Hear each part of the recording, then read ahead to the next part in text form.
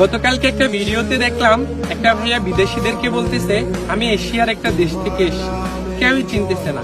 কেউ বলতেছে পাকিস্তান, কেউ আফগানিস্তান, কেউ আবার শ্রীলঙ্কার কথা বলতেছে। তখন ওই ভাইয়াটা বললো এটা ক্লোজ টু ইন্ডিয়া, ইন্ডিয়ার পাশের দেশ, এরপরেও কেউ চিনতেছে না।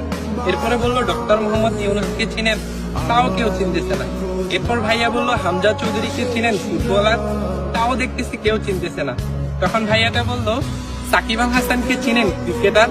এই কথাটা বলার সাথে সাথে বিদেশি ভাই বোনেরা বললো ও আপনি বাংলাদেশ থেকে এসছেন। ভাই বিশ্বাস করেন, এই ভিডিওটা দেখার পরে জাস্ট গায়ের পশমগুলো দাঁড়াই গেছে। যেখানে ইন্ডিয়ার পাশের দেশ, এশিয়ার দেশ, ডক্টর মোহাম্মদ ইউনূস, ফুটবলার হামজা চৌধুরী, এসব কাউকেই চেনে না বিদেশিরা।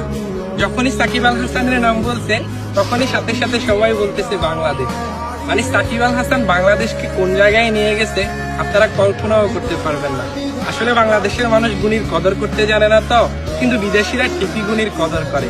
আপনি বিশ্বের যেখানেই যাবেন, ক্রিকেট আর সাকিব আল হাসানের নাম বললেই সবার আগে সবার মুখে আসবে বাংলাদেশের কথা। এটাই সাকিব আল হাসান।